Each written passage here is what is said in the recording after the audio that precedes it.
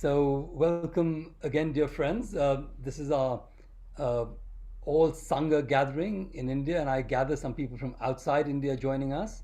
So, welcome to them. My name is Shantum. I live in Dehradun, so we look after the Dehradun Sangha, but also all the Sanghas sort of inter-are in many, many ways. And this is an occasion where we come together once every 2 months or so.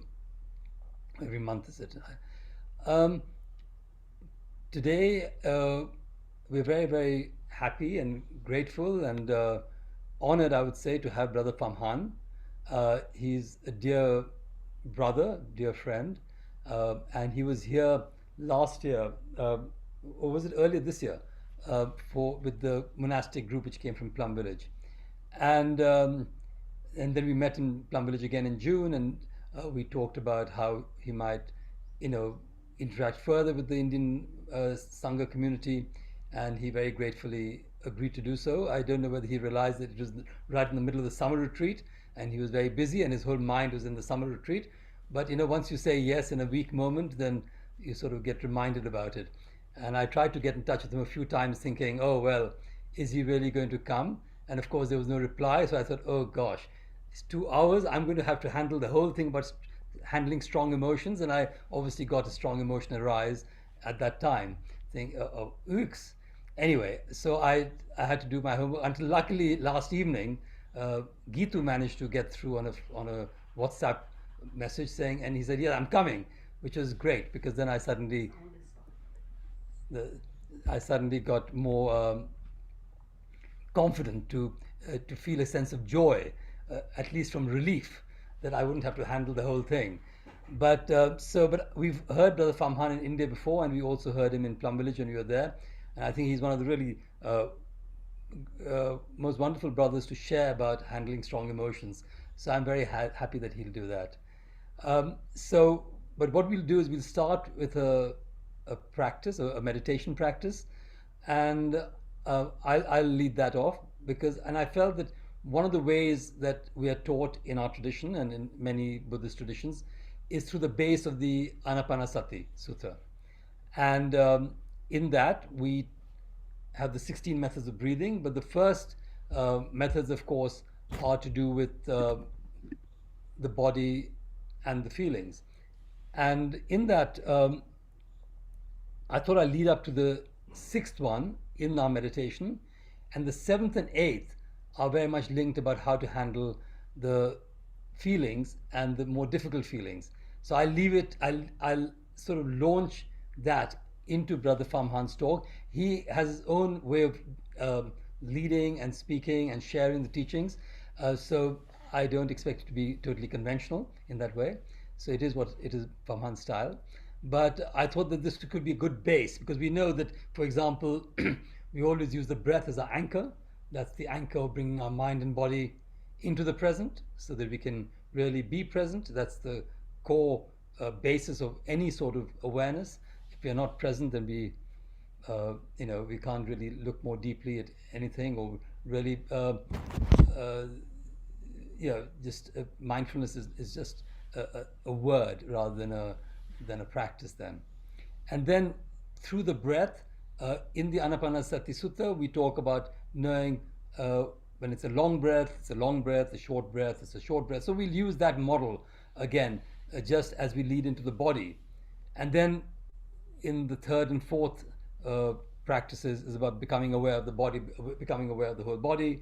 Sometimes we do things like scanning the whole body. We won't do that today, but sometimes we also look at different things of like different positions in the body, different um, um, yeah, different ways what we might be when we're moving or when we're sitting or when we're standing. So different ways of being aware of the body, and then moving from that to calming the body.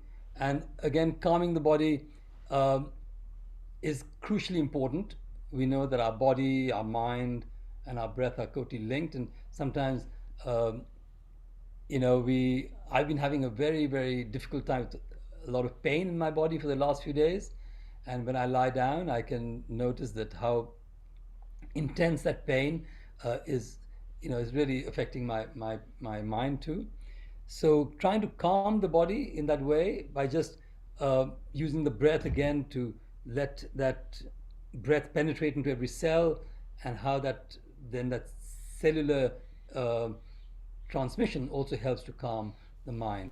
So sometimes, not without pain, even when we're exhausted, sometimes we can feel that our bodies really need some sort of calming, and that helps to calm the mind too. And then we go into what are the feelings, and the Buddha and Thai very much emphasize that, especially in the Mahayana tradition, that we should really have a state of joyfulness, of happiness in our mind before we can look at the difficult feelings. So that's a very important type of practice.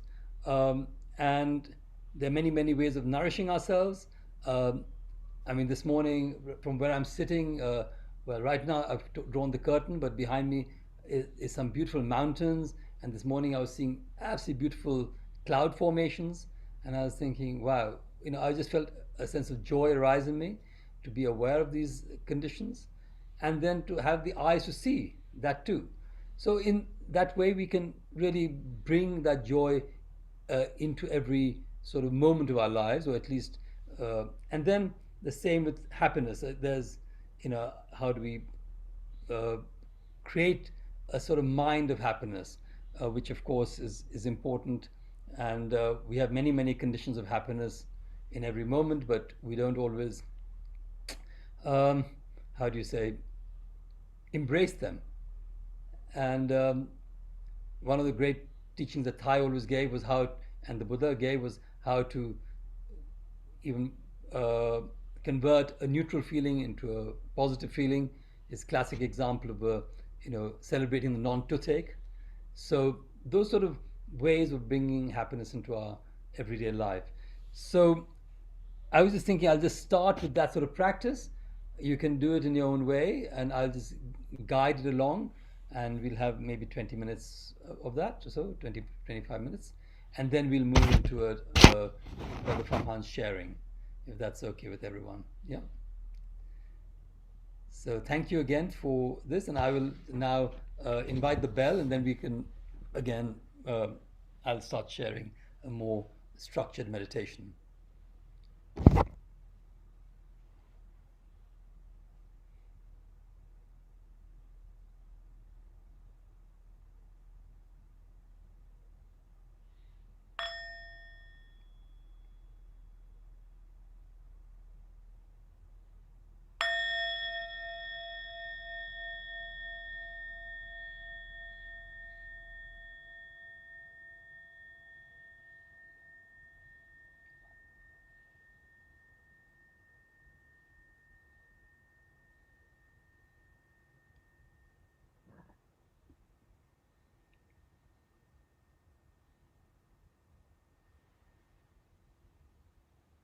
So just finding a comfortable and stable posture where we can feel our breath, feel the rise and fall of our abdomen with ease, not with constriction.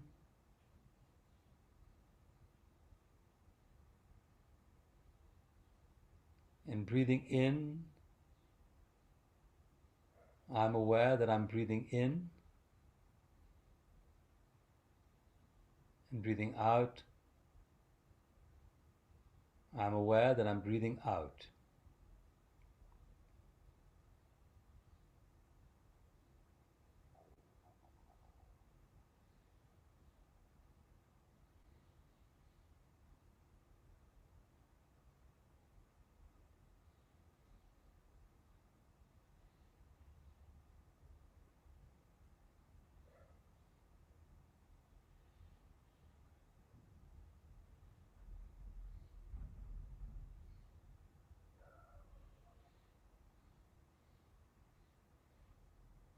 If you find it helpful, you might want to say in silently with your in breath and out silently with your out breath.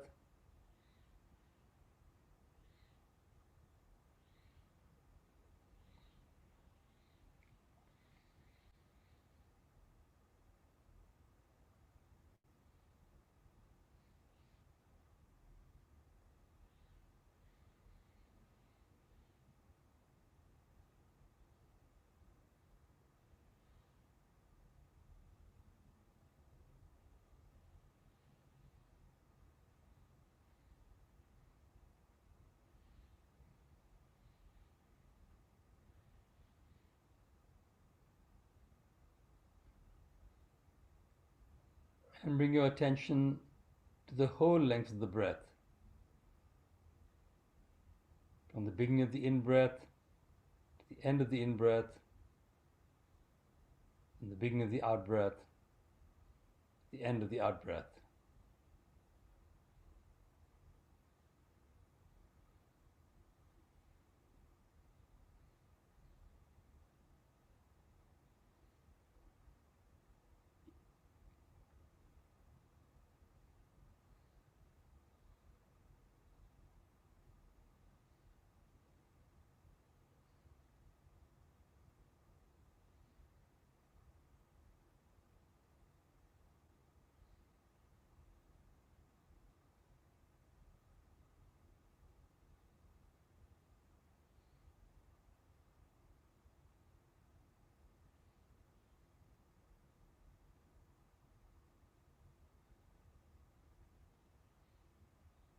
And as you bring your attention to the length of the breath, you may notice its quality shifting. Maybe a little smoother, maybe a little slower, maybe a little deeper. But don't try and control the breath. Just feel a sense of ease with the natural breath.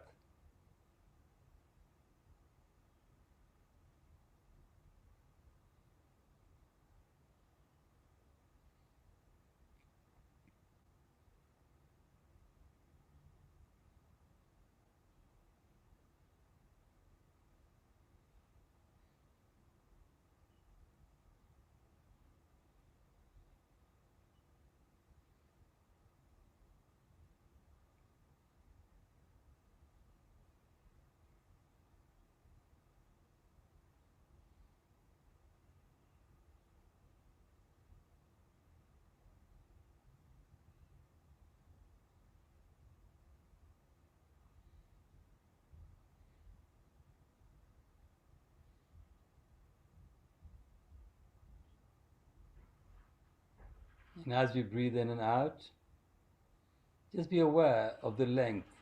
Is it a long breath or a short breath?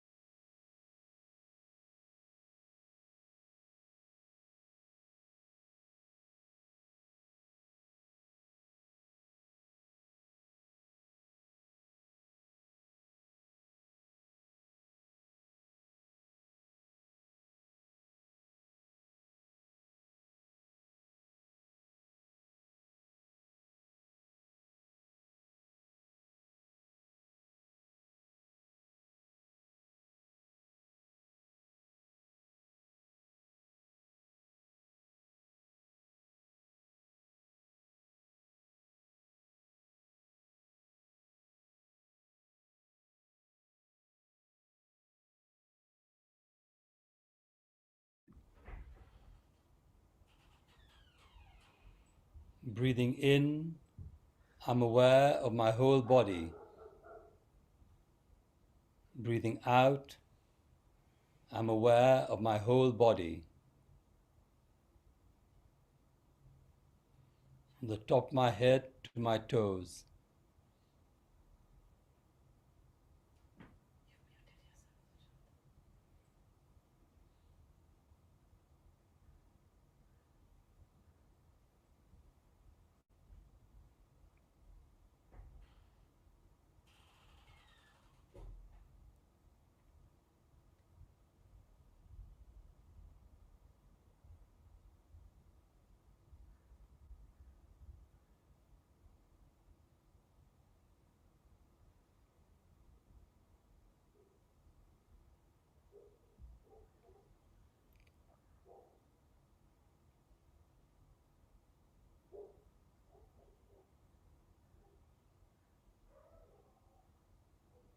Bringing an awareness to the position of your body, how you're sitting at this present moment.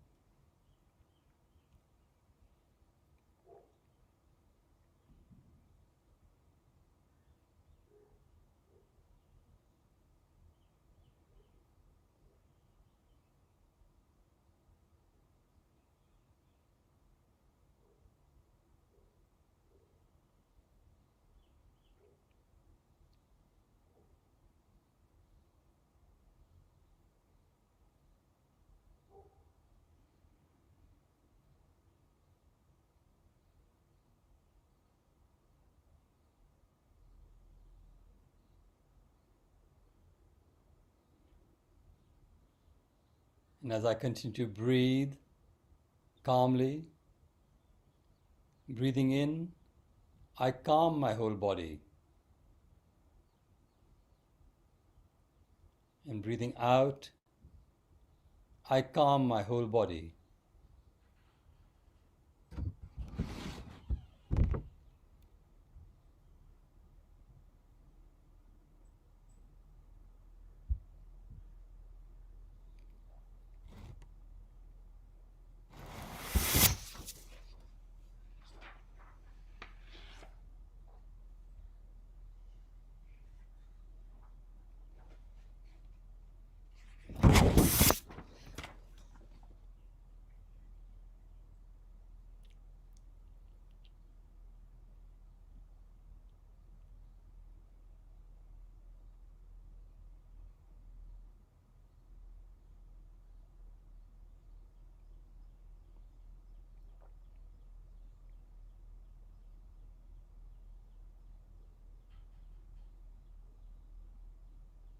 feel the calm in your body as you might feel when you have a cool drink on a hot day, permeating the whole of your body.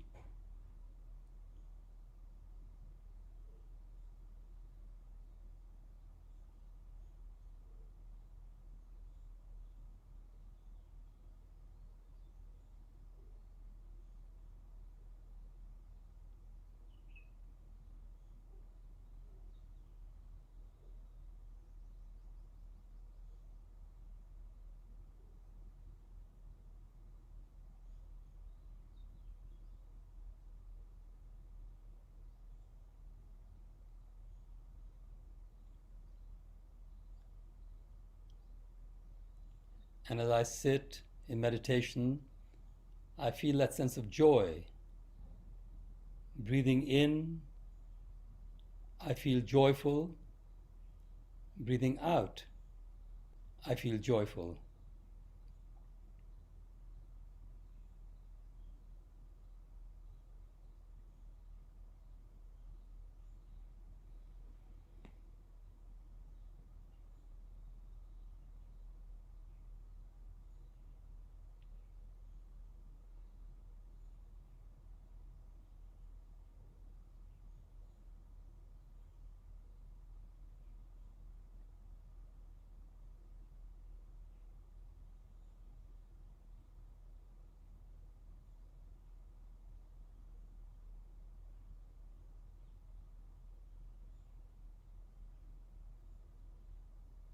Breathing in, I know I have a pair of good eyes.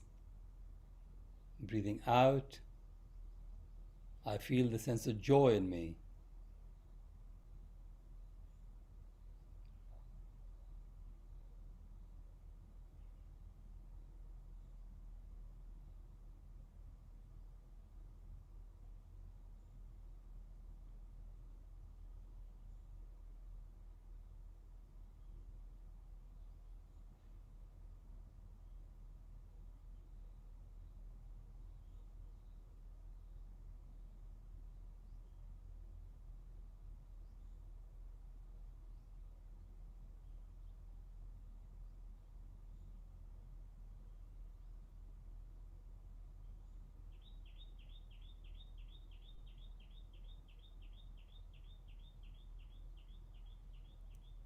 Breathing in, I feel the strength and support of the sangha.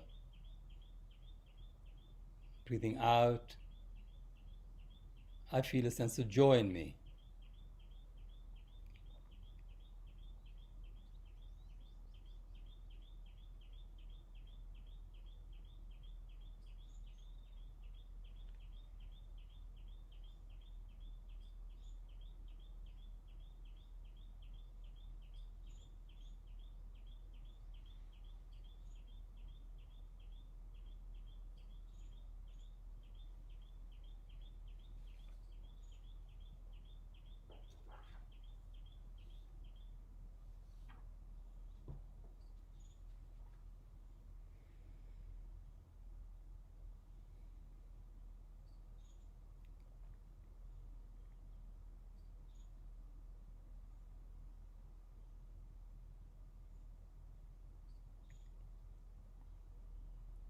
And breathing in, I feel happy.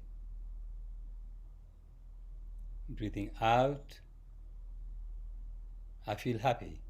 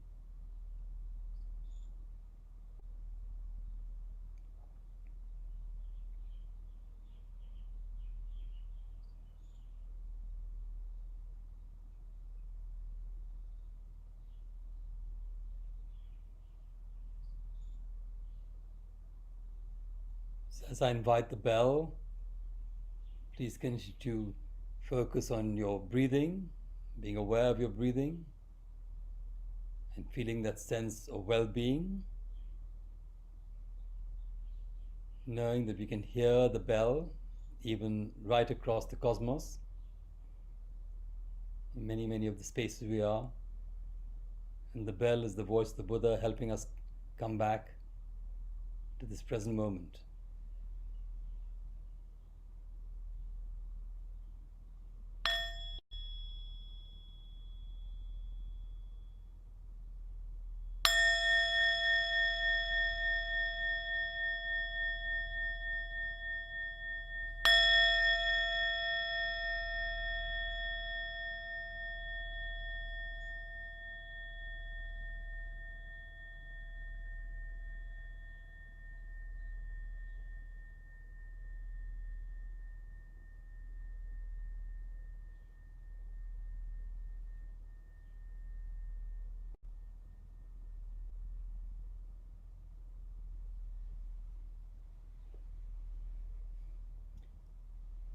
So, dear friends, if you feel you want to massage your face, your legs, just move your posture a little bit just to feel a sense of, you know, comfort in that movement. Please do.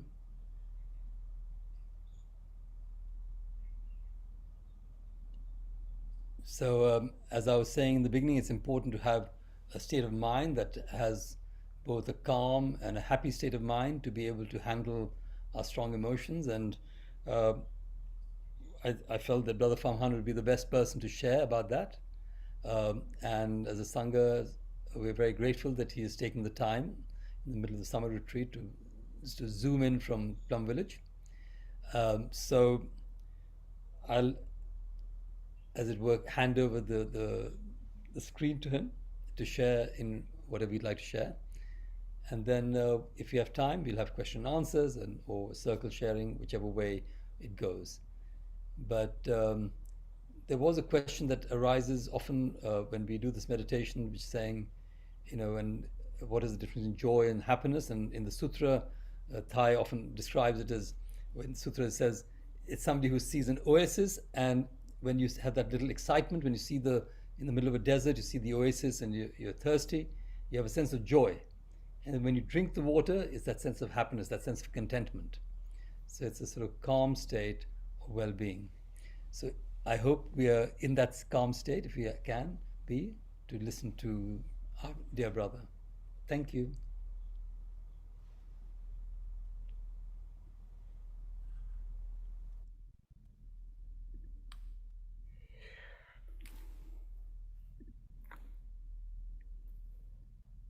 So, dear friends, it's so good to be here. Thank you, Shantum, for introducing and guiding us in this moment. So, as Shantum was introducing me, there was a little bit of shame rising up in me, realizing that I forgot to actually answer him. And that reminded me of me being in India just 2 months ago, and I would talk with Indian people, and I would say I am Brahmacharya, and they would look at me very blankly, and I didn't understand. I said, like, look, I'm Brahmacharya, and they just looked at me with a blank of like, yeah, and I felt very not special. And it was only later that I realized that actually that is how monks introduce themselves. Like, I am Brahmacharya or Brahmachari, Brahmacharya, because that is my, so the monastic life, Pham Hanh, that's my name, gets translated by Thai as Brahmacharya. And I thought, I go to India and my name will be very special. But everybody was like, oh, yeah. So maybe subtly I was bringing that back to Shantum. No, I'm kidding. We have the summer retreat here, and I'm somebody who is really focused on what is right in front of me, and so I am just busy with the summer retreat, and then when the next moment arises, I will give it my full attention. So my apologies, Shantum, for the emotions that arose. I am partly responsible. No problem. So yeah, I think for me, why Shantam specifically asked me to share about this topic is that I think I have a lot of emotions that I have to deal with. They tend to come up quite strong in me. And then I intensely have to like deal with it. So in order for me to survive and to remain sane, I spend a lot of time investigating, like what is really happening in my mind, what is really happening in my body. Why is sometimes the breath working and sometimes following the breath not working? Why do I sometimes really enjoy walking meditation and sometimes I really struggle and I just don't want to? Or like when we get these instructions, I'm breathing in, I feel joy. A part of me is saying like, but I don't feel joy. I feel depressed. Look, I am suffering. It's like, don't talk to me about joy. Like, help me embrace my suffering. So, and for a very long time, I actually looked at joy as more of an obstacle, of kind of like, oh, that is something other people have to do in order to, or maybe that can come after my suffering has transformed. Then I can touch joy. And I never realized what the function of joy is. Until I was listening to somebody and they said that somebody who suffers deeply refuses to feel joy. And that really struck me. And why would people refuse joy when you suffer deeply? And when I started to investigate that, I went inside myself. And when I was in touch with the suffering there, it was as if the suffering was saying, please take me serious. Listen to me and don't abandon me. And what the suffering was afraid of was that if I would start paying attention to the things that went well in my life, the things that brought joy, that I would abandon the suffering, that I would have another friend that I would love to spend much more time with, and the suffering would just be banished out of my mind. And actually, banishing suffering from your mind is possible by staying with joy so much that it fills up your whole mind, so that there is no more space for your suffering to be there. And it can feel like, okay, I can live again, but your suffering then will not have transformed, and it will come back the next time again. So for me, joy is an interesting one. And just as Shantum just said, that the Buddha and Thai instructed us to transform neutral sensations, neutral feelings into pleasant feelings. I've discovered that there are many, many wonders of life available in the here and now. That there are many things available to me right in this moment, that can give me that feeling of there is an oasis. And that oasis is not somewhere in the future, but that I can rest my awareness right now in that oasis. So if I'd like to invite you and to take a moment to check in with yourself. where in your body, if you scan your body, where in your body feels it most like an oasis? Is that behind your eyes, on the back of your neck? Is that in your chest or in your back? Is that in your hands or your belly? The contact that your body makes with the ground or your feet? So take a moment to really explore for a few breaths. Where in your body does it feel like an oasis right now?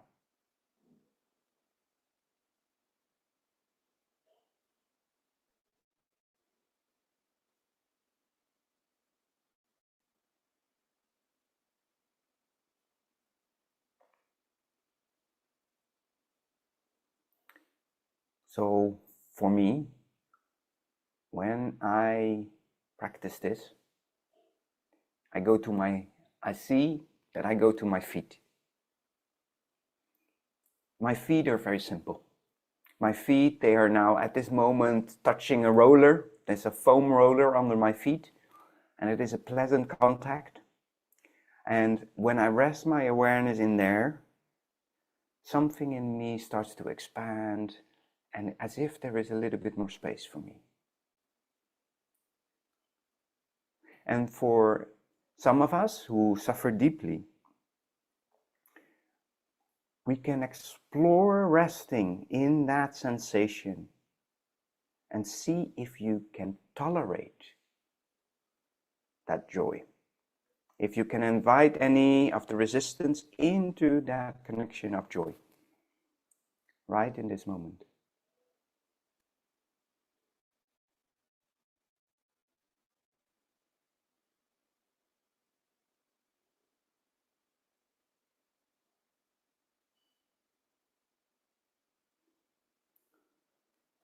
So, for me, joy is like a refuge, is like a vihara.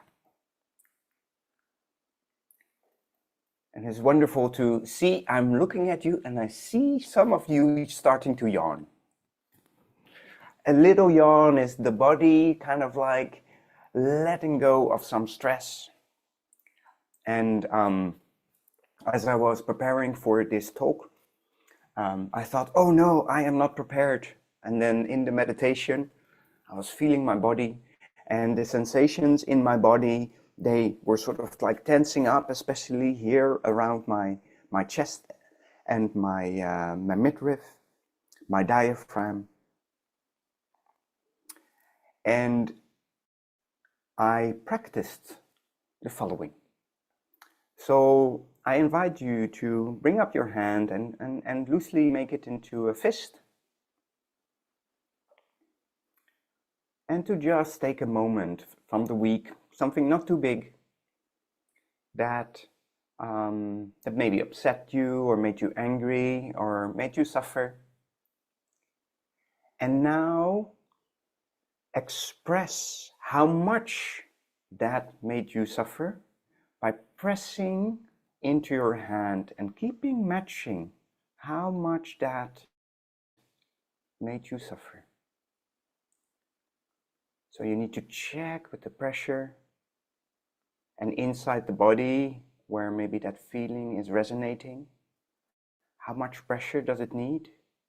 And now with your other hand, try to open your fist.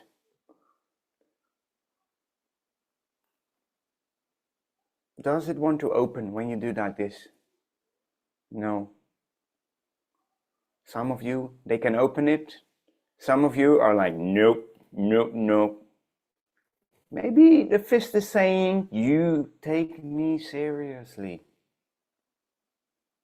I think all of us want to be taken seriously. I think all of us really feel when there is a person in front of us that looks at us, that can offer us a bow, that can look in our eyes and give us this feeling, I see you for the totality of who you are, and you don't have to be any different than who you are. It's that kind of embrace that allows you to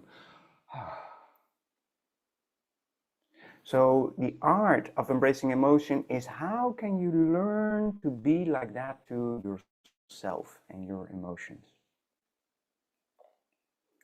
So now I invite you to take your other hand and hand that in front of you. And now we bring ourselves back to that feeling of joy and refuge. For me and my feet. Maybe it's some other place in your body, or maybe it's the plants around, or some sound, or any kind of sensation that is present in the present moment. And just see that you're allowing that to rest in the palm of your hand.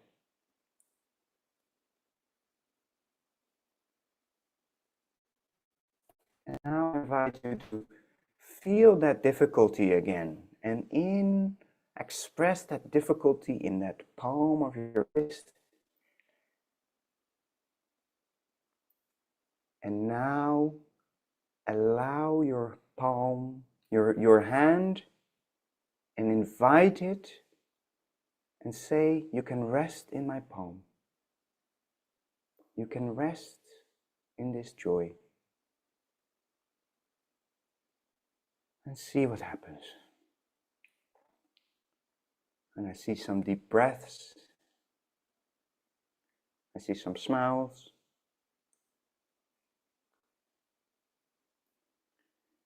And keep resonating and matching.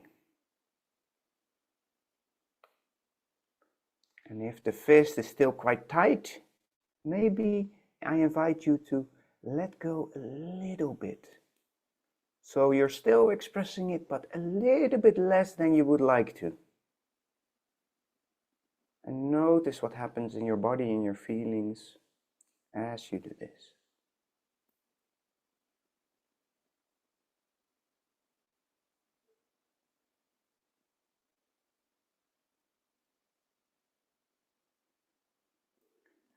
So what I noticed in myself happening was that this sensation of this tightness that started to flow a little bit, and I started to yawn, and some sensations started to shift. And so for me, that really was a sign that, okay, I am relaxing a little bit more. So let us do another exercise, and for this we need to stand up. So see if you can stand up.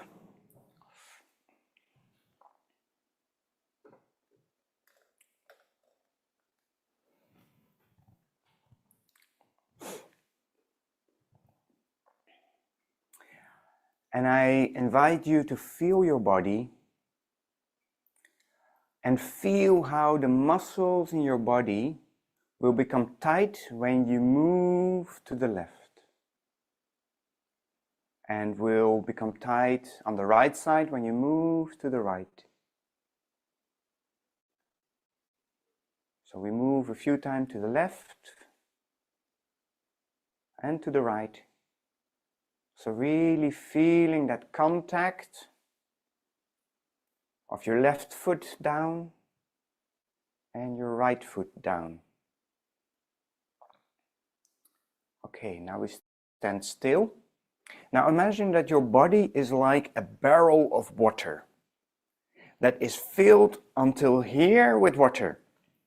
So around your diaphragm, it is filled with water.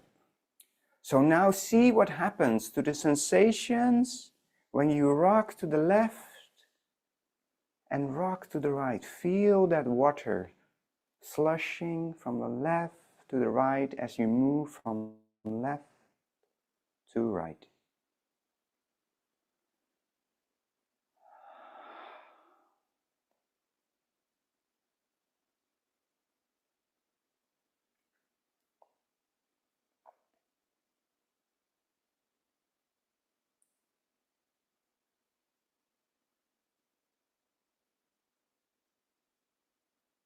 And now see if you can feel that difficulty again, and if you can allow it to float there in the middle of your belly, and let it rock from the left to the right, like a boat gently swaying on the waves of the sea that we generate with our movement to the left and to the right.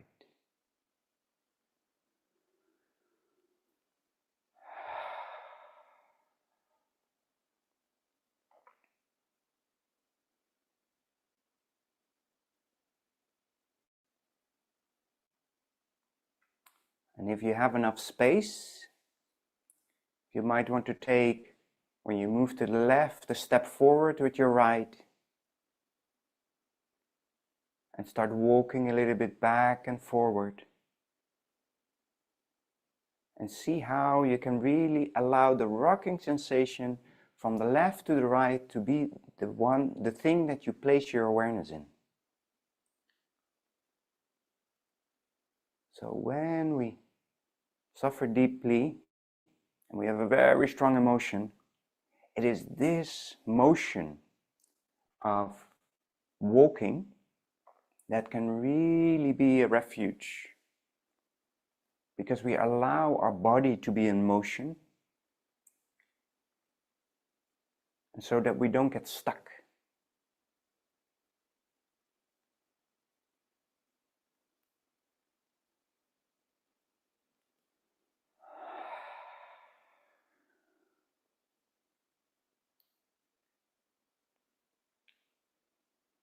Okay, thank you.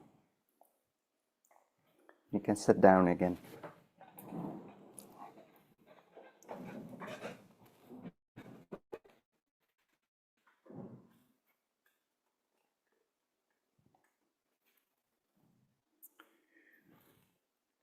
So I'd like to invite some of you to share this, the experience, how this was for you. You could raise your hand by going into the reactions and then click raise hand, and then you will be spotlighted, and then you can share very briefly how it was, either to take refuge in some part of your body and how that created space.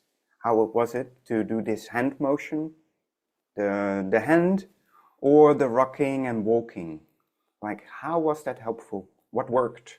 And maybe as well, what didn't work? So, Smita.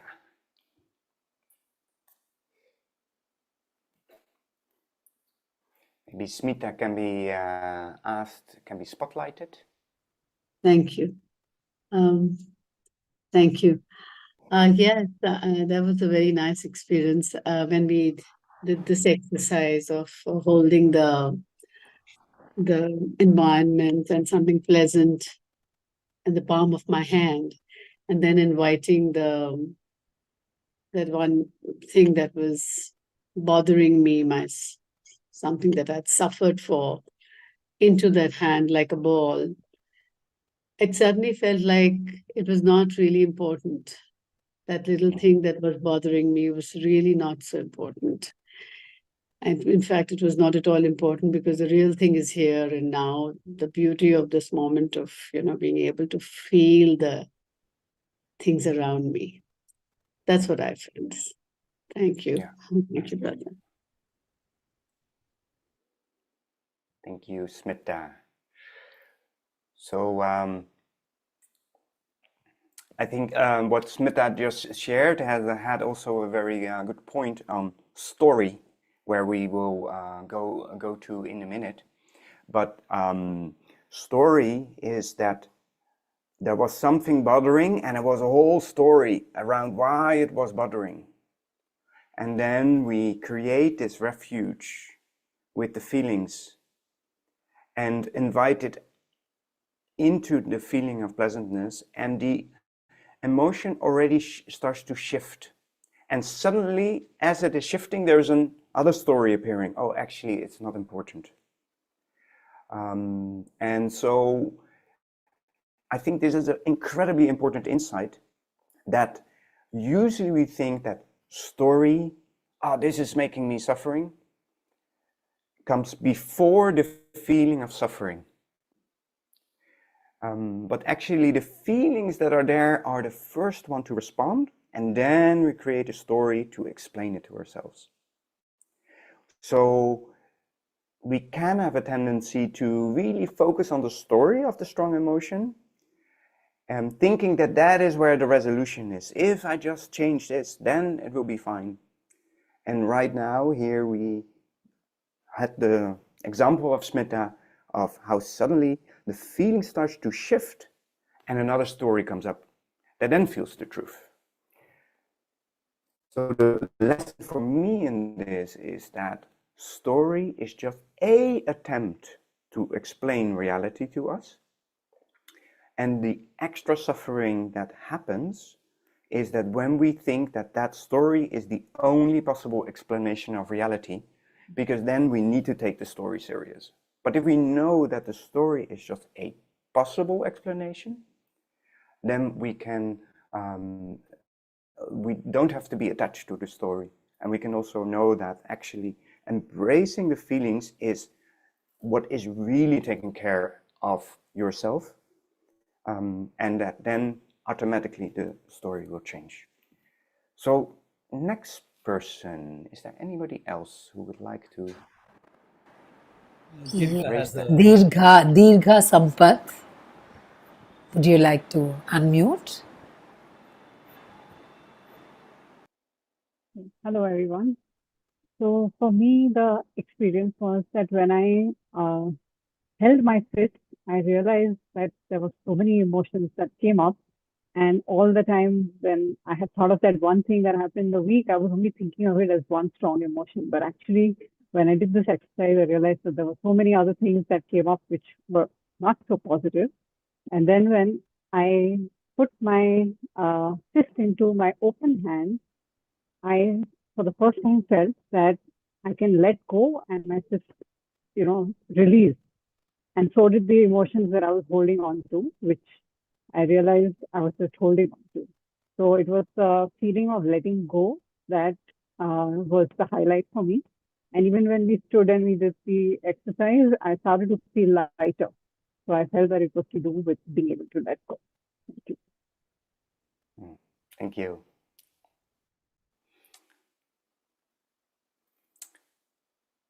Next person to share. Pratik, would you like to share? Yeah, thank you. And because of some technical issues, I am not able to turn my camera on, and I apologize for that. I'm sorry.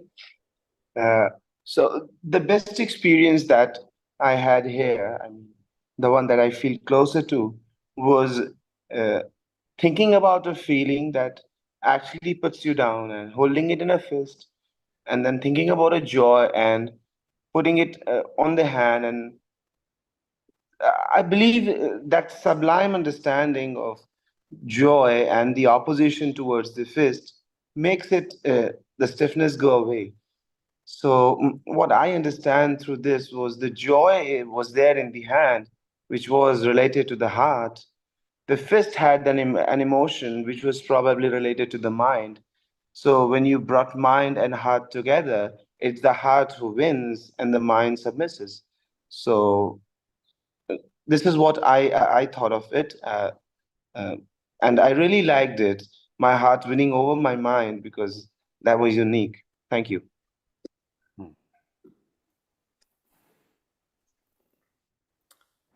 Thank you. Purobi, would you like to share?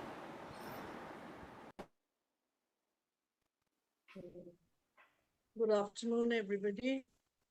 And yeah, brother, I'd just like to share that I felt even when my fist was closed, I mean, I was kind of inwardly, I was just laughing at the concept of resistance because I just felt so open to everything. That was the feeling that I experienced, the receptivity to any kind of emotion. And then when you asked us to get up and move with our hand on our diaphragm and imagine like we are a vessel, I really had the feeling of, a feeling of incredible lightness And my mind somehow or the other just went back to the thought when a child is in a mother's womb and, in that amniotic fluid. And it was such a beautiful feeling. And somehow that feeling of lightness kind of transferred to me even more. So it was a beautiful feeling of lightness and receptivity, actually. Thank you.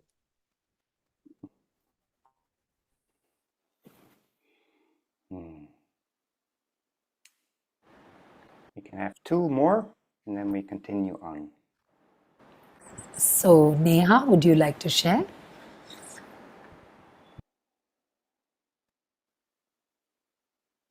Yes. So yeah, it's about rocking exercise from left to right. So when we initially did it, and you said the muscles will be tense, and they were when we switched to left, the left muscle were tense, and when we shifted to right, the right muscles were tense. And I thought it's a physical exercise that it happens. And when we imagine that like lower half is a vessel and it's water below diaphragm, and I was skeptical at first because I thought it's a physical feeling that happens when we shift it from left to right, how is it gonna change? Uh, but it changed actually. It didn't feel that tense after believing and thinking that it's fluid. And I was really wondering that after so many years, I am doing meditation, why I was skeptical about this. So yeah, that was something which was going on in my mind, and it felt fluid after that. It was really great. Thank you. Thank you. Seema, would you like to unmute and share? Thank you. I loved the simplicity of the exercise, and I found that my strong emotion was very appreciative of the softness and the warmth of joy. And therefore, it very tenderly and lightly opened up, and the hands found themselves just naturally curling and getting in. So somewhere um, I could feel then both my hands together and the fingers interlocking, and I just felt warmer in my body because of that contact. And when we were doing it standing, I felt a lot more in flow. So that was lovely. Thank you. Thank you, Seema. Thank you, everybody, for sharing your experience. So I feel it's very nice to hear from each other, to really get in touch with this shared experience of what is actually happening inside of us when we have an emotion, and what actually happens when we embrace, and when it releases, and how it changes. So thank you for the ones who shared to share that experience with us. So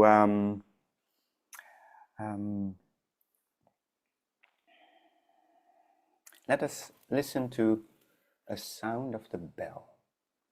And you turn on my maybe Shantum, can you invite the sound of the bell, because I cannot turn my thing on. Yeah.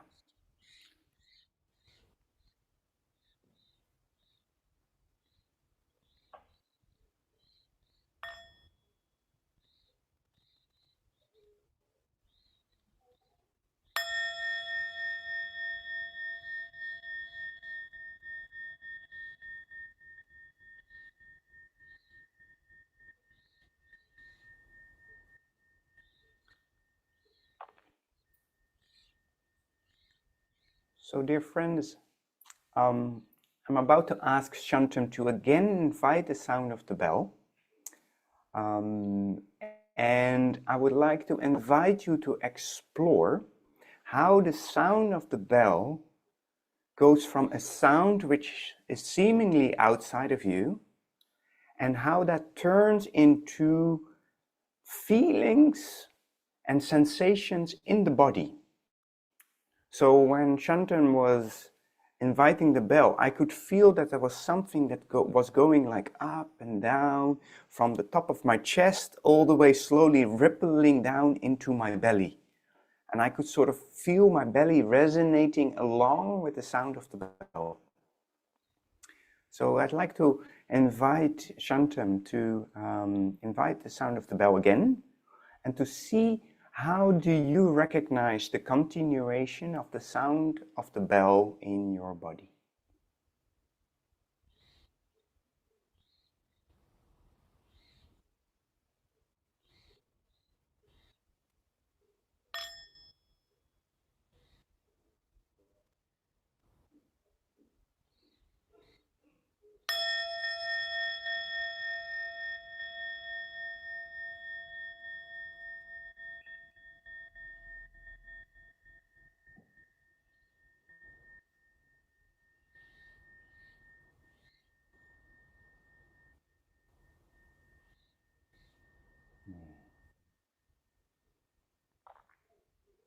As I was listening to the sound of the bell, it felt like that my heart was beating along with the sound of the bell, and it was as if my heart was listening to the sound of the bell and dancing along with the waves. So that creates a feeling of joy for me. I see that I have a smile now on my face just sharing this experience with you. And there are many of these kind of little moments in the day that we can pay attention to allow us to be nourished by that moment. So in order for us to be truly nourished, we need the duration of about 3 breaths to stay with something that is causing the joy to arise. So for example, if you see a beautiful moon in the sky, or if you see a child, or a beautiful piece of nature, and you recognize it and go like, oh yeah, that's nice. Our habit can be that we notice it and then we move on with our life. But these are like the gems. These are like the precious moments that can allow us to be filled with to turn it into a joyful nourishment. So if we stop in those moments and we drink in the sight of the moon, or the tree, or the child, or anything else that is happening, allowing that to continue as nourishment in our body, then we are taking in nourishment that leads to well-being. So nourishment is not only edible foods, but it's also sense impressions. So sense impressions, we can choose to pay attention to those sense impressions that help us develop a sense of refuge, that help us to be nourished and to water seeds in us that are beneficial. So that when we water seeds like that continuously throughout the day, our refuge of joy will be filled up. And if then a difficulty comes up, then the refuge is already there and it can already rest there. And we don't have to generate any joy right in that moment, because it is already there and it is already embraced. So for me, the practice of mindfulness is really about like this sense of cultivation. Like, what do I choose to cultivate? And then also it is the art of recognizing, oh, now something really big happens. I need to put in the help troops. So for me, the help troops might be like, okay, I now really need to go to my feet. Now I really need to introduce that rocking motion. Or sometimes I need to now really make my breath long and hold it. Breathing in slowly and hold it.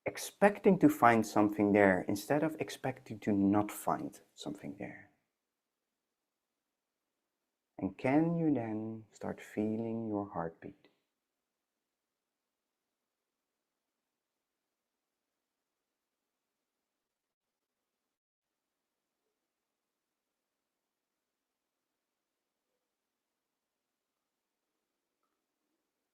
So it is around that space in the body where the emotions are like,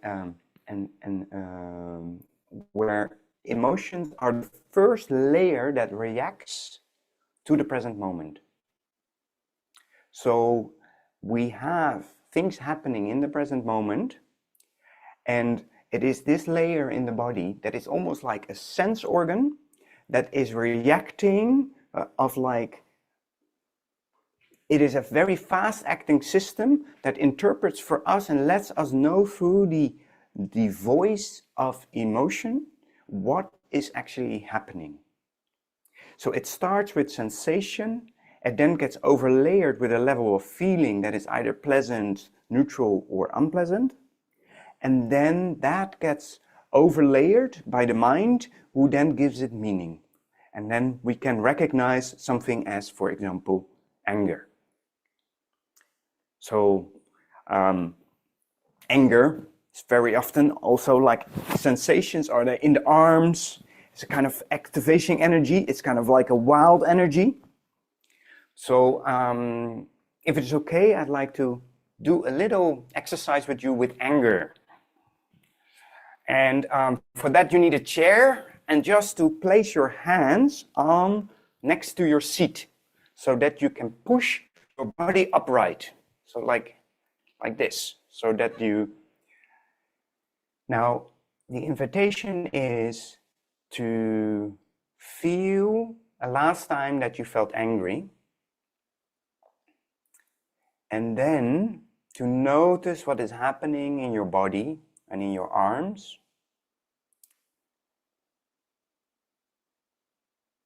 And now to match that anger with pressing down on the chair. So you're pushing your body up through your arms,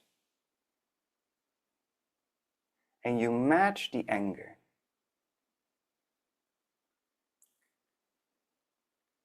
And then you hold back a little bit.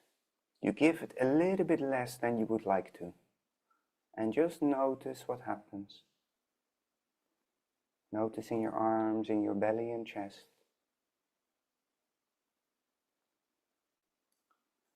Is it safe enough to feel angry?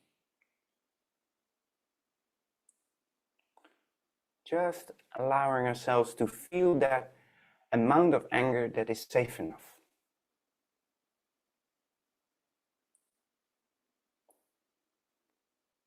Okay. So anger is an emotion that is letting myself know something has come too close and I need to protect myself.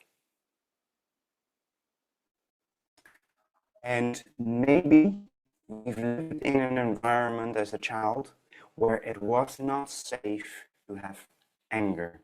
Maybe right now we live in an environment where it is not safe to feel anger. And then anger can actually shut us down. If anger comes up, rather shut down, so I'm no longer a threat. So what anger is letting you know is that something has come too close, and by expressing this in a safe way with emotion, you're allowing yourself to express the anger without it turning into rage and without causing harm through our actions of body, speech. So expressing anger by expressing it through pushing down allows you to make it move so it doesn't get stuck. So this is another way of like communicating with the anger. You really take the anger seriously, but then you turn it into emotion. So,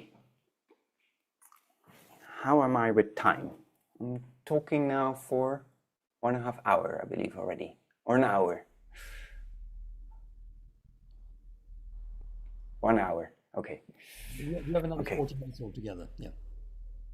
Shall I take 10 more minutes, Shantum? And then we go into Q&A? Sure. Okay. Are we still here? Am I not being too boring for people? No? Okay. That's always my fear. Like, I don't like boring Dharma talks. So I try to not be boring myself. No. Okay, I see some floating thumbs. That makes me smile. Okay. So emotion has this aspect of body, sensations, feeling, and it is actually already the Buddha who said, and I will take a text that I have here from the Honey Cake Sutra, the Mudupindika Sutta, which is in the Majjhima Nikaya number 18.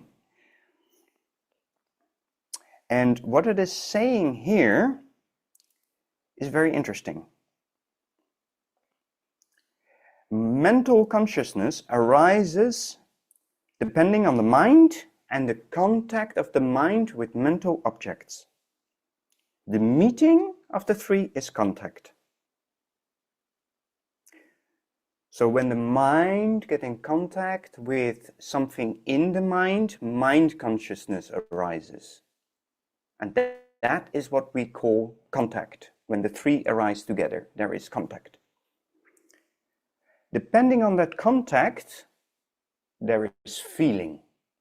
So from contact, the first thing what the Buddha says is after the three meet, is that it continues as feeling. And then the Buddha says something very interesting. What one feels, that one perceives. And suddenly there is a self that is perceiving, based on the layer of feelings. So it's very interesting. And then what one perceives, one reasons about. So thinking comes after all of that. You've already become aware of it. You already have, there is contact, there is a feeling continuing, there is a perception and a self that arises at the same time, and after that, you invent a reason. And then you make yourself believe that the thinking was at the cause of the emotion. But thinking comes after.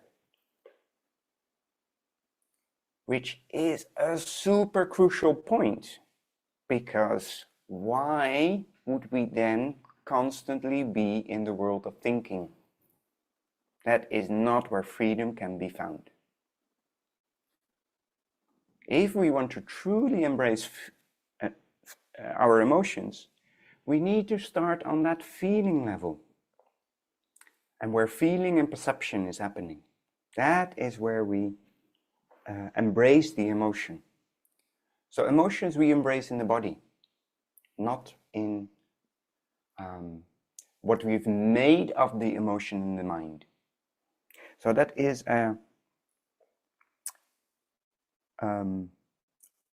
this is a gem that is there in the sutras.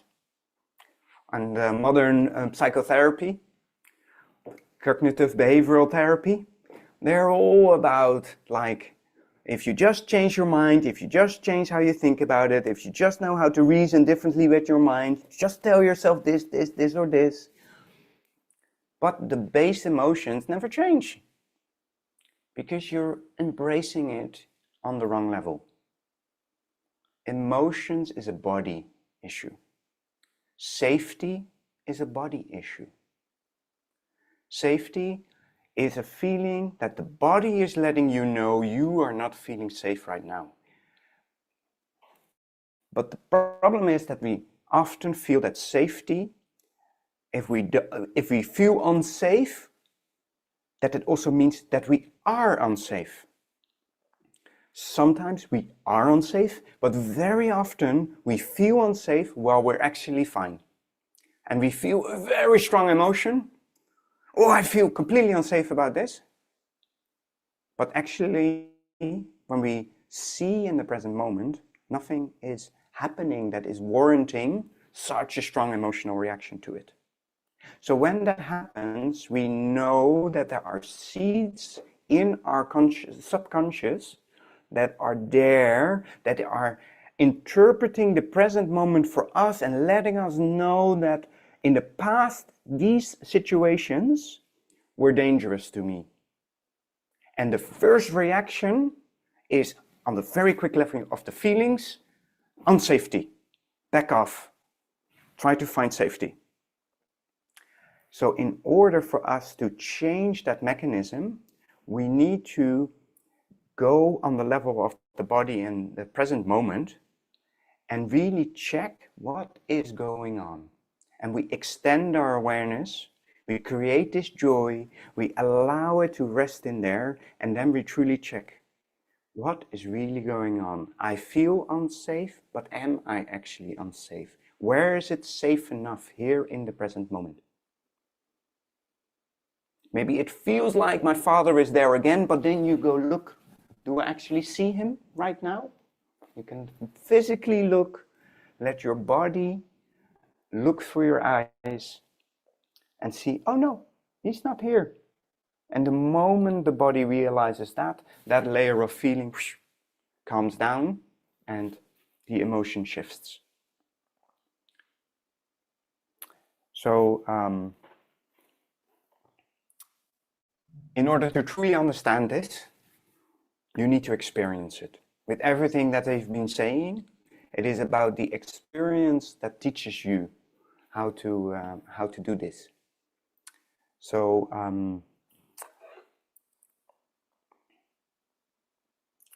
I think I've already talked for an hour. Maybe we can continue on with a sound of the bell, and then go into Q&A, and where we also give some time to share experiences, how things were for you. So, dear Shantum, can you invite the sound of the bell?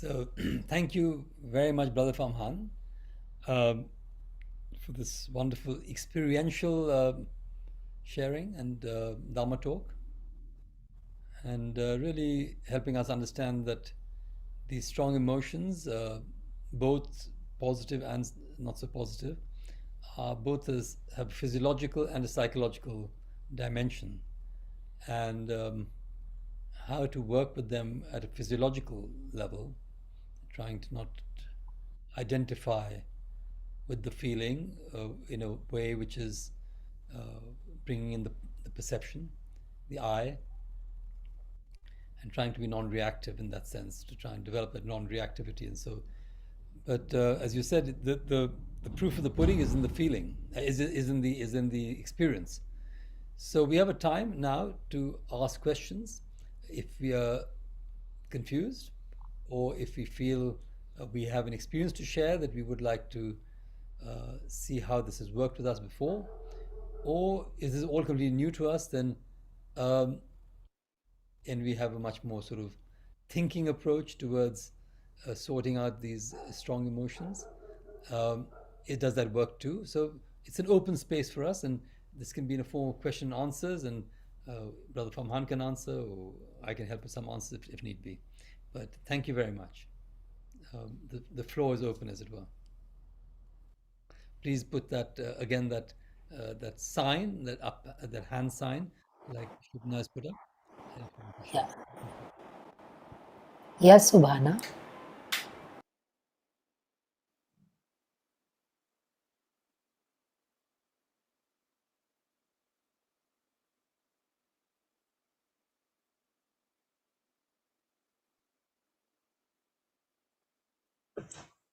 I think that we have to allow the unmuting of speakers. Gitu, is that possible? It's done. It's done. Yes, it's I have done fine. that. Yeah, I've done that. Yes, hello. So I just had the exercise I wanted to share when you said to make a fist with all your emotions and put the other hand as a to let go of the emotions.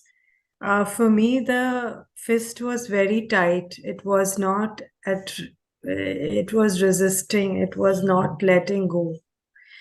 And you so you mentioned if it's not letting go, just slightly loosen it. And so it took time, but it loosened. And the comforting thing was that there's something to rest it on. So that was the thing for me. Thank you. Yeah, thank you for sharing. I think one of the aspects of handling emotions is also to see the resistance as an emotion. So to also really respect the resistance and to embrace the resistance. So we also invite the resistance into the joy. So we don't impose anything on our emotions and feelings. And with the matching, whether we're matching in our fist or if we're pushing down on our chair, we can, when we give a little bit less of that matching, we create this little tension of like, oh, I want to express it fully. And especially with anger, I want to express it fully, but there might be a fear that anger then turns into rage and that the anger is not safe. And so with holding back it a little bit, we're letting ourselves know and the anger know that there is enough control and that it won't explode. And that insight allows it then to feel like, oh, it is safe enough for me to be here as I am. And then it will let go by itself. And that's what we're always looking for, that in the end, the emotion lets go by itself, and we just create the conditions for the emotion to do that. Yeah, but thank you for your experience. So we can have the next question.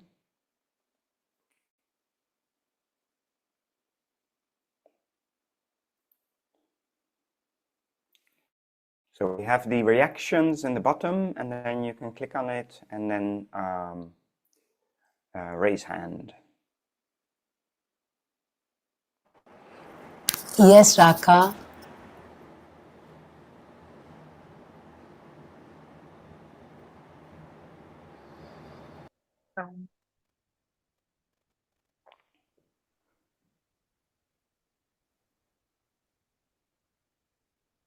Thank you very much, brother. Hello, everybody. Thank you very much, brother, for a very wonderful talk. I don't really have a question, but I just want to share that for me, the practice of meditation is the key. Without that, I would be, I think, totally lost because there are always, emotions of impatience, anger, going through my mind. and my body feels all right, but it's my mind actually. So I meditate every day on Zoom with a Tibetan Buddhist center, Tushita, and but in July, August, they are closed. June, July, August. No, they will open in August. June, July, they are closed. And I have not been able to meditate, hardly meditate. Uh, you know, uh, so that's a problem, of course. It's a big problem. I'm waiting for August when I can meditate with them. So therefore, and I really feel and not being able to get down to meditating, I think that's a problem for me. And I feel the practice is really what is, what should I say? Maybe saving me, saving my life, making me, feel okay. Really the practice. Thank you.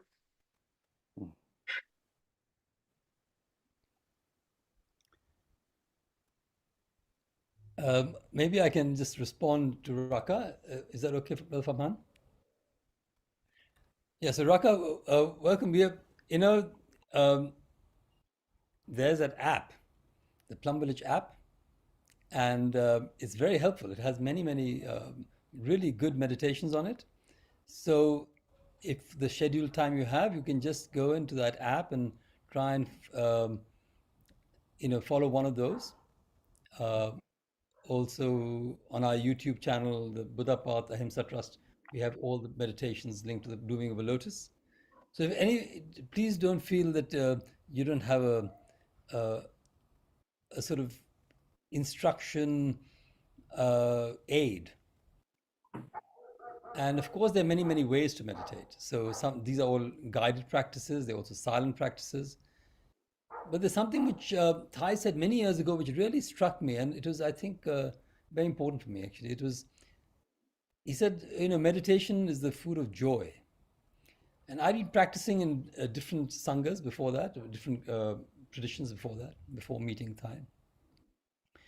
And I sometimes felt that meditation was a bit like hard work. And it was sort of like there was one practice where you don't move and you really feel the pain through the meditation. It was a bit like slightly over macho for me.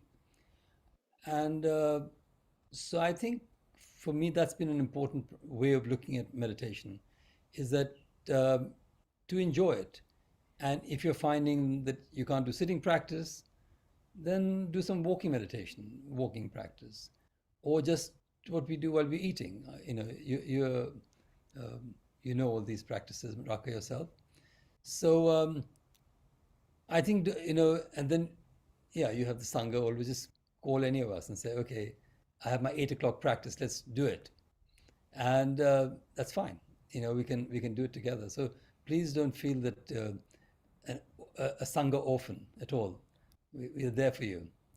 And that is, as I said earlier, that is also a great condition of joy. Thank you. Thank you so much. Thanks, Shantum. Thank you. And I'd like to add a little bit that when we experience emotions and we say we're only experiencing them in the mind, that right in that moment, take the 3 breaths in order to go into that area below your neck and your pelvis, and to truly check, is there really nothing there? Like, stay with the chest for at least 3 breaths to check, is there nothing there? Because the body, when the mind is capable of hiding our body sensations. So if we initially check and we see like there's nothing there, that is not the truth. It's only when you place your awareness on the body long enough that and I had experiences like this. It's like, why am I having these thoughts? And the thoughts, they're so, and my mind was just racing. And then I was like, oh yeah, wait, my chest. And I went to my chest, nothing there. It's like, okay, I rest my awareness on my chest. I stay with my chest. I stay and I stay. And suddenly, I noticed that my chest was just like a burning inferno of heat that was like roaring over there. And I was like, wow, no wonder that I have these kind of thoughts. It's like I'm on fire with emotion in my body.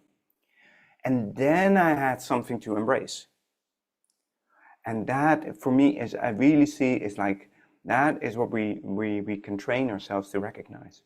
So I would like to emphasize this point. So next time you have this emotion, try again, check in your chest, in your diaphragm, in your belly, stay there long enough. Is there really nothing there? Don't let yourself be convinced there is nothing there, because then investigation stops. So you need to keep this investigation open to see like, but if I don't feel any body sensations, then that is delusion, because there are always body sensations and feelings over there. And so that's an encouragement. And at the same time, as I'm saying this, the sensations can be so intense that it is no longer safe to feel it. So when that happens, it is really important to know what to do, and that is to back off from those sensations and to go somewhere where it is safe enough. So that rocking motion of the walking, or sometimes even just feeling how we are alive and that we've survived before and that we're not dying right now, that also this we can manage and it will pass. Or another one is to feel how vast the cosmos is, and that our planet Earth is just traveling through the cosmos. And so if I cannot do the embracing, I let Mother Earth do the embracing, or the cosmos do the embracing. So I need to find something that is even more far away. And it is really the art of knowing like what distance does my emotion need? Can I be very close, or should I be much more away? Like what? Because embracing emotion can also become feeding the emotion. If we're too close, too identified, we might actually be feeding the emotion when we think we're embracing. So in that case, we need to back off a little bit and take refuge in something that is more supportive. And usually we don't take enough refuge in that what is supportive because we're overconfident, because we want to fix it. So it's a real art to come to this space of mind where you can say this to the emotion. Dear emotion, I want to let you know that you can be like this for as long as you need, even if it takes my whole life. If you can say that, then the suffering will really feel like it is welcome. So, yeah, thank you. We can have a next question.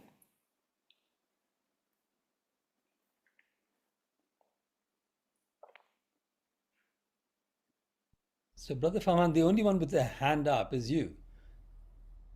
How did I do that? Well, you might have a question for us or for the Sangha. But if you don't know. Yeah, that's a good. Yeah. So, my question is for you. We have a question. Barbara saved me. Okay, Barbara, you can ask your question.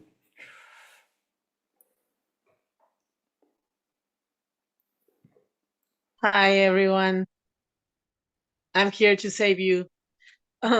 My question is, I felt very interested in what you were teaching, and how could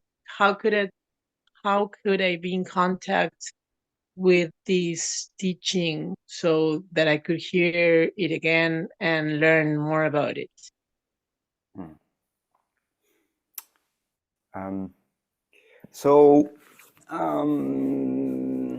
I am in the process of developing a course that I will give on site, probably in January or in spring as well, in Plum Village, that I hope to record, because a lot of the teachings I have sort of developed myself from Plum Village in other modalities, and so it's not really out there. I practice in a specific way, and so I still need to continue to develop it in a format that is beneficial for people, and maybe as well that takes it a little bit slower, so that there is more kind of like practice sessions to really integrate what is happening. So if you sign up to the Plum Village newsletter, then it will be announced when I will offer that course, and at this moment there's only, I think if you look up my name, Pham Hanh, on the Plum Village YouTube, then there's a few things, but I just started teaching, and so I haven't yet had many chances to speak to the whole sangha, so I don't have yet many Dharma talks online. So, but of course, there's another beautiful thing that you can continue with, and that's called the course Zen and the Art of Saving the Planet, and that one is starting quite soon. That is also a whole compilation of many different teachings in our tradition that can also really be helpful for learning how to embrace emotions. But yeah, this very hands-on, experiential kind of teaching that I am still developing. So thank you for your question. I hope that it answers your question. Thank you very much. Yeah, totally. Yeah, thank you very much, and blessings for your new teaching period. And thank you so much for organizing this big hug from South America.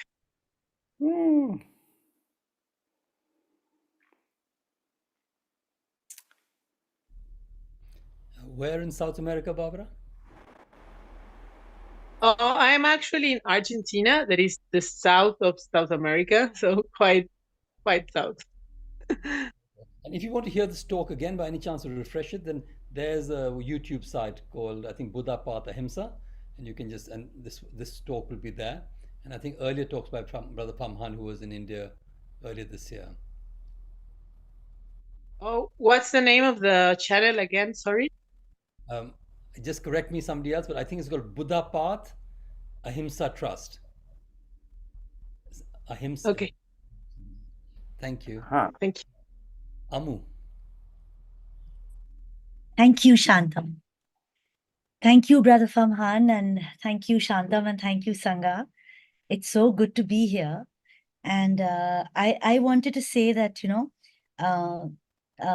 I feel things in my body quite a lot. And so I find that practices with the body really resonate for me and help me. And in spite of that, so often I get stuck in my mind, even though I know that my body is telling me something, I still get stuck in a loop in my mind. And two things that I want to share specifically right now is, one is, I also use the Plum Village app on my phone, and I have the bell that reminds me to breathe every 30 minutes, and every 27 minutes, actually. And I'm still amazed at what it does for me when I stop. I never cease to be amazed by the change when I just stop. That first breath is more like it's nothing.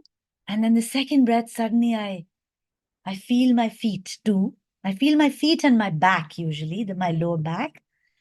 And then by the third breath, I'm already aware that something has shifted for me. And it could be, so I think my go-to place is nervous energy, or some mild anxious energy. But when I stop every 27 minutes, and sometimes I don't, sometimes I just ignore the bell because I'm so caught in doing what I'm doing. But when I stop, and when I actually take those 3 breaths, it is like I feel my shoulders go down, and I feel myself breathe deeper, and it's almost magical. That's one thing I wanted to say. And the second thing I wanted to say is that today you said something about to drink that moment in. So you remember, something is nourishing you in that moment. And it could be like I'm sitting here now and there are these pomegranate trees right outside my window. And it's a sight and a memory that always fills me with joy. And if I just remember to come home to that, for that to nourish me when I am agitated or upset or troubled, then that was, it almost felt like a trick, but it was a great trick. It was like, that was something that I had not thought of or had never practiced before. So I wanted to say thank you for that. So yeah, thank you.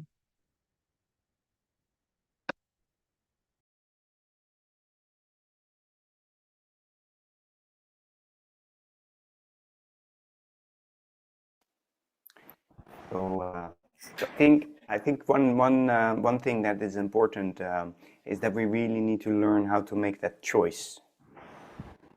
How to make that choice that actually right now in this moment I can choose to water a seed of joy. And to make that choice over and over again. So we need to remember that. And that's one function of mindfulness, is to remember. So to really check in with ourselves, like, hey, what am I cultivating right now? Like this anxiety, this stress, this kind of hurriedness, and to choose to see, like, okay, and now I continue cultivating joy instead of, and then we can slow down a little bit more. And the real importance is that when we practice, we need to make it enjoyable. So how can we make our walking meditation enjoyable? So we want to go there, we want to do it, we want to create this refuge for ourselves. So so it then will be more like, oh, I've just forgotten, and then this option comes up. Oh yeah, I could, and then it was like, oh yeah, that would be nice, and then you go into it. So it doesn't become a choice. So we need to make that choice over and over again.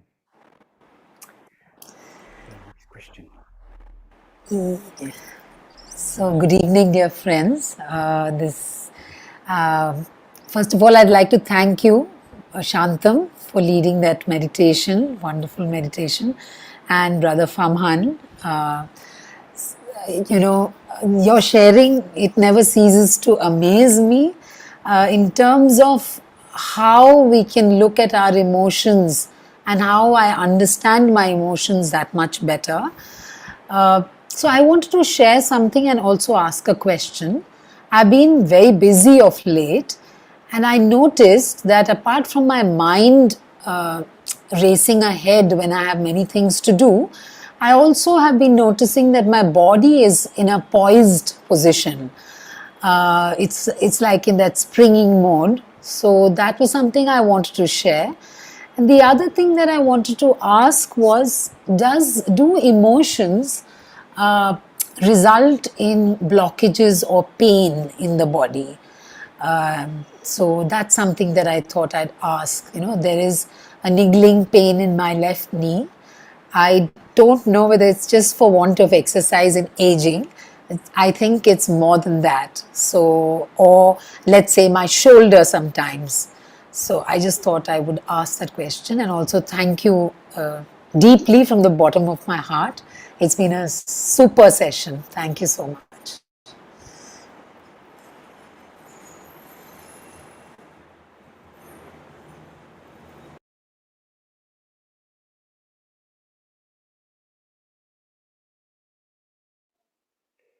So Shantum, would you like to start? No, you go, and I'm also conscious of the time, so we'll try and finish at 6:30. So we have one more question, Ami, after this. That'll be the last question. So, Brother Famhan, you go, and then I'll close. Thank you. So you said something about posture, and I actually had it on my my thing that I wanted to show you. So when I am so I often find myself find myself that suddenly I am walking like this. I don't know if you've noticed ever yourself walking like that. Yeah?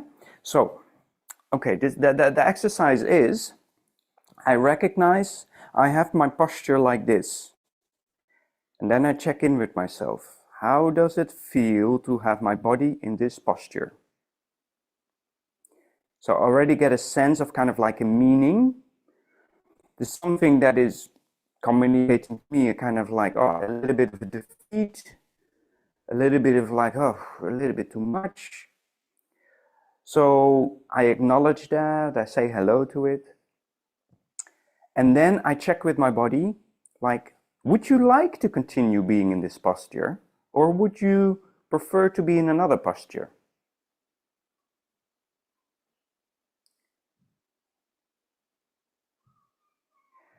And then my body might answer.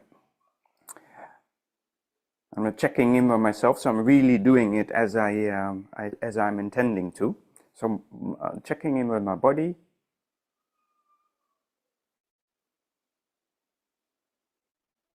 Okay, now my body is letting me know that actually it wants my chest to be more open. So there is a motion in my chest that it wants to have. And so what I then do is I bring the intention to make that motion without making it. So just the intention. So I have that intention, and so I hold back the motion of the intention. So there's already, I create a little bit of a tension over there like that. And then I'm doing that now.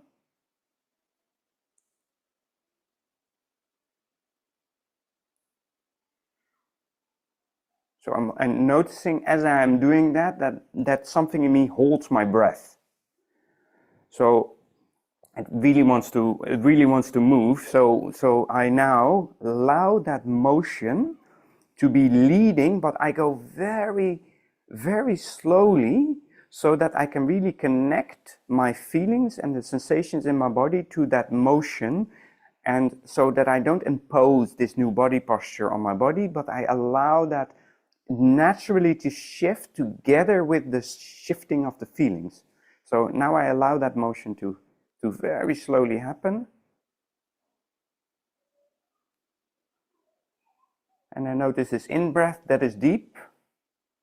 And I wait a little bit for the out-breath. And I continue the motion again.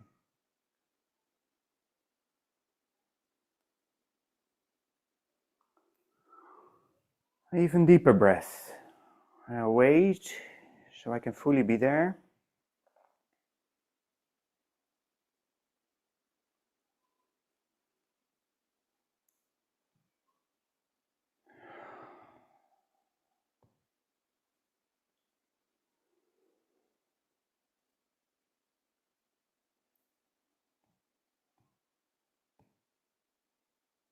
And now I have a completely different mind. And I shifted my body posture together with my feelings without imposing it, and I'm in a different mindset. I'm no longer in that kind of like defeat, and this might take only 30 seconds, and in 30 seconds, I switch my mind, I change the peg. So that is on the question of body sensation, on posture. And then the last one is about the pain. And so, yes, emotion can manifest itself as pain, but that is not necessarily so. So it's really the art of exploring and being quiet enough in order to check and bring back. Like, is there any emotion there? You can bring the pain to the emotion and check, does this pain and you have a relation? And if it resonates, then you know that there is an emotion manifesting in the pain. So we have the last question because it is now time to stop. Ami. I'll be brief. Thank you for the two memorable examples with the fist and the water sloshing. And it was quite an unusual experience. There was a certain kind of buoyancy to the problems, and it just felt like bubbles coming up and just rising up and just disappearing. So that was extremely effective. Thank you. Well, thank you, Ami, for this beautiful explanation to see that we don't even need to know why and how the emotion has shifted. We just need to have been present to witness it and feel like, oh, okay, that was better. So, so thank you so much. I hope you all enjoyed, and I wonder if this is a good moment to end with some sounds of the bell. So, Shantum. No, thank you very much. Thank you so much for sharing in your inimical way, Brother Pham Han, and to the Sangha for being here in a collective and attentive way. For those of us who are not in a Sangha already, please do write to whoever you know in the Sangha that you can be put on a list where you can be informed about these sessions. And I can't remember whether we have this every 2 months, every month, where we have an all Sangha session. Can somebody remind me? Who knows more than me? 2 months. Gitu? Every 2 months, yeah. 2 months, yeah. So I should know. Next time it will be probably a physical session, maybe in Delhi. Yeah, so 2 months we'll have a physical session probably at Anandagram Sanskriti Kendra. It's always on the last Sunday of the month. And you never know, Brother Pham Han, he might manifest. You never know who'll manifest. But again, thank you so much, and thank you for everything, including Barbara's sunflowers, reminding us where Plum Village must be having, sunflowers coming up there right now, and also the sort of universality of these teachings that really touch all of us as human beings, and also the ancient traditions that started with somebody from India, again, which is so relevant to us in this time, 2,600 years later, and all around the world. So I think we're very blessed to be able to access these teachings in this time and age, and even have the opportunity of the Zoom, which is, a few years ago was not there. And Brother Pham Han, you're always welcome. India can manifest whether it's in Plum Village or in your heart. We love you very much, and we would hope that you'll always be with us. So I'll invite three sounds of the bell, and we can, as Brother Pham Han was saying, just feel it in our body. Where does the sound of the bell bring us in our own body? For me, it just very, very so sinks into my abdomen, and I can feel the vibration then sinking into the abdomen rising and falling with the invitation of the bell. But we'll close with that, with the three sounds of the bell, and then one half sound, we can just bow out. Sorry, I should ask one. Any announcements which need to be made from the Sangha before we close? Gitu? I think I'd like to say that besides the all Sangha meetings that we have every 2 months, we have a number of other Sanghas, the Noida Sangha, the Gurgaon Sangha, there's the Dehradun Sangha and the Vasant Vihar Sangha, the Central Delhi Sangha. So all these Sanghas meet once or twice a month. So please feel free to write to ahimsatrust@gmail.com. Sonal has put that on the chat, and reach out to us, and you're very, very welcome to join us for any of our Sanghas. Thank you. Yeah, it's ahimsa.trust@gmail.com, and there's also now incipient Sangha in Mumbai, and also a Wake Up Sangha, which is for 18 to 35-year-olds. Yes, I'm so sorry. Of course, those are very important. Yeah.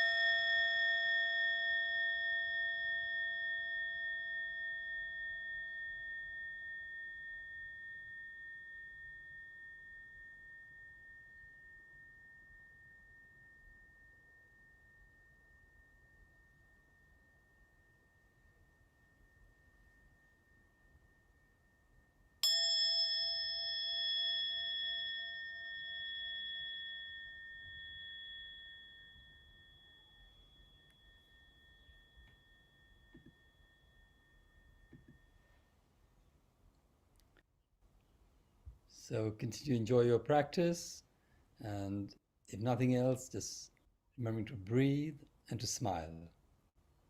Thank you.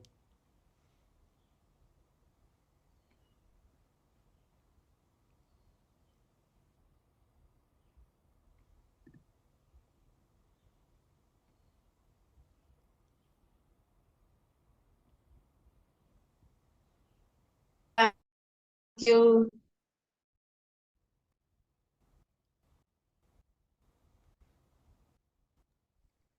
Thank you so much.